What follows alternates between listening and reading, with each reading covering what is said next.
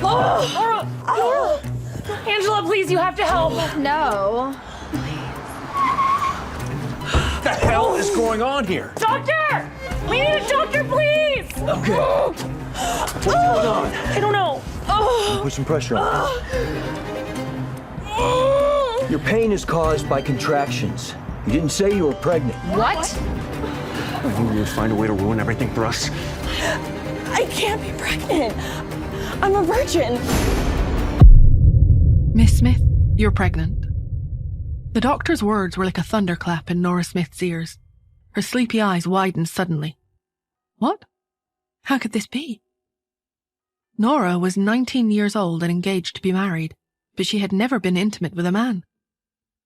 But the doctor handed her the medical report so she could see for herself. You're already well along in your pregnancy. You're not in good health, so I'm afraid an abortion would be too risky for you. Your only option at this point is to give birth to the child. Nora returned home in a daze.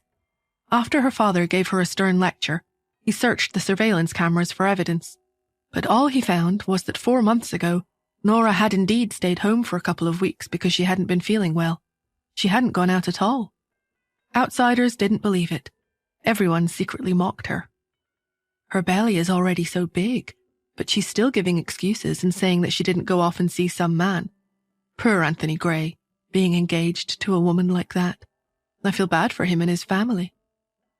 She's already fat and ugly, and her family background is nothing to brag about. She was lucky she even had this opportunity to crawl up the social ladder with a marriage into the Gray family. Now that she's gotten herself pregnant before the wedding, the Grays will break off the engagement, right? After weeks of the speculation flying around, Anthony Gray finally paid the Smiths a visit. He sat down with Nora and her father in the study. By that time, Nora's belly was already bulging. 8 months into her pregnancy, her belly was so big she couldn't see her toes when she looked down. Nora's father asked cautiously, "Anthony, are you thinking of breaking off the engagement?" But Anthony's answer surprised him. "No, my grandfather wouldn't allow it." The Grays were rich and powerful, with a social standing far above anything the Smiths could dream of. No one would blame them for taking this opportunity to break things off. There didn't seem to be any way they could benefit from going ahead with the engagement. The more Anthony thought about it, the angrier he became. He cursed furiously.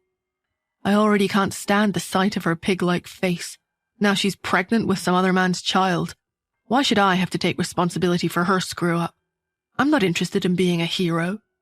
Immediately, Nora's father said, "Anthony, don't worry. I'll send the baby away as soon as she gives birth." Nora, who had kept quiet this whole time, suddenly raised her head. "No." In the past few weeks, she had gone from shock to bewilderment and then gradually settled into a state of acceptance. She could feel her child's heartbeat more and more clearly as each day passed, and she had grown to love the sound. The child was innocent. She had decided she couldn't abandon it. She wanted to cancel the engagement too. At that exact moment, Nora suddenly felt waves of pain and convulsions in her abdomen. "This is it," she thought with alarm. "I'm going into labor." 5 years later, Nora was awakened from a nap by the sound of a crisp, chirpy voice. "Mommy, wake up, the plane is landing." Nora opened her eyes to see a young, delicate, adorable little face. Cherry Smith's large eyes blinked, and she rested her chin on her hands. "Mommy, why did we come back to the States this time? Are we looking for Daddy?" Nora stretched and sat up lazily in her comfortable business class seat. She said lightly, "You don't have a father." Cherry sighed like an adult. "I don't believe you. I'm not a 3-year-old anymore. Of course I have a dad. Everyone has one, right?" Nora didn't reply. She just sighed as she tied up her shoulder-length hair. Her fair skin and sharp, pert nose, coupled with her rosy lips and graceful figure, made her a beautiful sight on the plane. Cherry continued to mumble with dissatisfaction. "If we aren't looking for Daddy, then are we looking for my big brother?" Big brother. A cold glint flashed across Nora's downcast, almond-shaped eyes. 5 years ago, she had actually given birth to a pair of twins, a boy and a girl. But Nora's father had ignored her wishes and tried to take the 2 children away. She had fought with everything she had to try and stop him, even while she was still confined to the delivery bed. In spite of her struggle, she had only managed to save Cherry. Nora had ended up in a critical condition. If her aunt had not rushed her overseas to recuperate, she didn't know if she would have survived that horrible time. It had taken her the best part of those 5 years to recover. A change in routine and medications revealed that an incorrect prescription of hormones had been the cause of her obesity. During her extended recovery period, the extra pounds had shrunk away. As far as anyone else knew, she was returning to the States now because the Greys had finally agreed to call off her engagement to Anthony. She was simply there to sign the papers and wrap up the details. But Nora's real mission, the most important thing, was to find her other child. Half an hour later, the plane came to a complete stop. Nora let Cherry sit on the luggage rack while she pushed it forward. As soon as she turned on her cell phone, it began to ring. On the other end of the line was a frivolous but lively voice. "Athena," the person said, using the name Nora had chosen for work. "You have to be careful." Nora asked casually, "Why?" "Justin Hunt is on a global hunt for your personal information. Do you know how well connected he and his family are? He's not going to give up until he finds you." The voice sounded a little like its owner was gloating. "Oh," was all Nora could think to reply. "Athena, you were overseas before, so you weren't in his territory. That's the only reason you were able to avoid him. But now that you're back, you won't be able to escape anymore. You're the most prestigious surgeon around. Can't you just treat his grandmother and get it over with? I've heard Justin is a very generous and very handsome man. Wouldn't it be great if you two got swept up in a big, dramatic, scandalous affair?" Nora yawned lazily. The Hunts were highly influential in the business world, but they were a sprawling family with notoriously complicated relationships. Nora knew that taking on a Hunt as a patient might get her dragged into a struggle for power and inheritance. Why would she stick her nose into the public or private matters of such a rich and powerful family? She had come back to the US to look for her son. She couldn't get involved in any complications. As she approached the exit, Nora spotted a familiar figure in the arrivals area. Without thinking, she replied to her caller, "I'm not lucky like that, but thanks." After hanging up, she tossed the phone in her pocket and cast her eyes downward coldly. She hadn't expected to see this particular old acquaintance so soon. A man stood at a prominent spot at the exit of the airport. He was wearing a suit and looked quite bright and cheerful. He looked a little more mature than he had 5 years ago, but he hadn't changed all that much. There he was, her fiancé, Anthony Gray. With a pickup placard in his hand and a big smile fixed on his face, he stood impatiently and grumbled, "When exactly is that damned woman coming out?" From behind him, his assistant said, "Mr. Gray, please be patient. Your grandfather has specially instructed you to refrain from making things too unpleasant, even if you are calling off the engagement." Anthony frowned, ruining his cheerful act. "Patient? I'm disgusted. She was a mess before. She must look even worse now. I bet she'll want to save the engagement even more now, right? How did I get stuck with someone like her?" Nora heard every horrible thing he said, but she didn't bat an eye. In the past 5 years, she had repeatedly brought up her desire to break off the engagement. Neither the Smiths nor the Greys had respected her wishes. Who exactly was stuck with whom? She couldn't be bothered to pay any attention to that man. She planned to leave immediately with Cherry. After he finished his grumbling, Anthony turned, and his eyes lit up. A beautiful woman was walking toward him, the first to come off the flight. She was gorgeous, unbelievably stunning. It was as if the entire airport had lit up a few notches brighter the moment she appeared. As the woman drew closer and closer, Anthony straightened his back and neatened his luxury suit. Then he smiled and asked confidently, "Hey, beautiful, may I ask your name?" Nora thought, "He looks just like a peacock with its train spread open." She paused and looked at him coolly. Nora Smith. Cherry pointed to the placard in Anthony's hand as she slowly read out the name written on it in her young, tender voice. She was just learning how to read by sounding out words. She asked excitedly, "Did I read it right?" Nora rubbed her head and said in a cool, melodious voice, "Yes, you did." Anthony was dazzled by the little smile playing at the corner of her lips as she looked down at her daughter. Where had such an amazing beauty appeared from?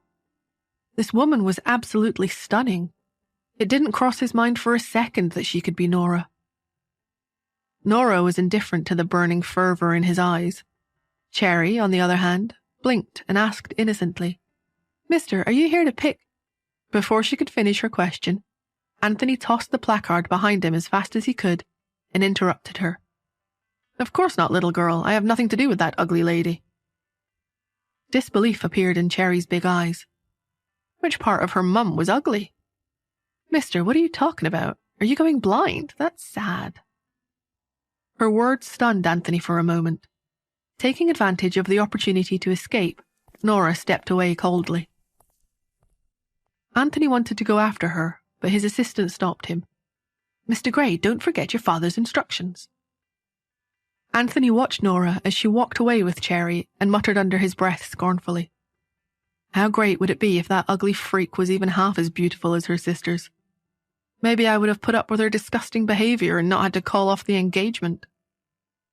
In the presidential suite of the Hotel Finest, a Hunt Corporation hotel, Nora scrolled through her cell phone after putting Cherry to bed.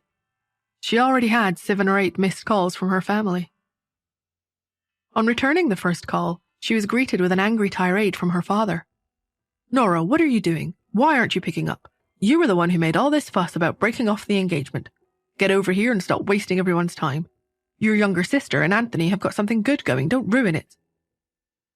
It was impossible for Nora's father to let go of the Greys after climbing the social ladder and establishing a connection to such a prestigious family. That was why he had refused to break off the engagement between Anthony and Nora all these years. But now the Greys had finally relented and agreed to let Nora's half-sister marry into the family instead. The two families had reached an agreement. It was all the same to Nora's father, as long as one of his daughters married Anthony. Nora said lightly, "I'll come over now." She entrusted Cherry to Mrs. Lewis, the nanny that had travelled with them to the US, and went out. While she was waiting for the elevator, she heard some soft footsteps behind her. She turned to see a child dressed in grey silk pajamas, with tousled short hair, standing in the elevator lobby and looking around with sleepy eyes. Her daughter had short hair, and her exquisite, adorable facial features made it hard to distinguish whether she was a boy or a girl. And when they were living abroad, Cherry would always give Nora a hug every time she went out. It seemed perfectly normal for her daughter to come and wave her off. So Nora didn't think much about it. She just squatted down as she always did and hugged and kissed the child on the forehead. Although her voice was low, it was gentle. "I'll bring you some chocolate mousse cake tonight, baby. Go back to your room now." Her daughter's usually quick-witted eyes became dazed for a moment. Nora figured she was probably so sleepy that she had turned silly. Then she nodded and turned around and walked away. They were staying on the top floor of the hotel in a luxury presidential suite. There was only one other suite on the same level. Apart from the one Nora and her daughter were currently booked into, it was said that the Hunts kept the other suite free for their own use, so it was not open to guests. Nora figured there was not likely to be anyone staying there. The elevator chimed as it arrived. Nora went in right away. She was gone so quickly that she didn't see the door to the other presidential suite opening. A tall, striking figure walked out. The man's back was to the elevator entrance. His voice was low and deep, and he had an imposing aura that was hard to ignore. He ordered the child, "Go back to your room, Pete." 5-year-old Pete Hunt, the only grandson of the family, was still staring in the direction of the elevator. The soft hug and the kiss on the forehead had made him blush uncontrollably. Pete's face scrunched up tightly. He had been brought up strictly ever since he was a baby. Every one of his meals was carefully created to give him the best possible nutritional value. But a strong desire suddenly emerged in the boy, who had always been taught to exercise such strong self-control. He announced, "I want to eat some chocolate mousse cake." Justin Hunt was bemused by the child's response. He picked him up and carried him back into their suite in one arm. Exuding an icy aura that many people found intimidating, Justin walked over to his computer and continued the video conference he had been in the middle of. The person on the screen gave him their report. "Mr. Hunt, we've confirmed that Athena has indeed returned to the States. On top of that, we've just secured a photograph of her. It didn't come cheap either. I'll send it to you right away." Justin's thin lips parted slightly, and he coldly spat out 2 words. "Find her." Please subscribe to the Pocket FM YouTube channel and press the bell icon for instant notification. Check out our channel for more such exciting shows.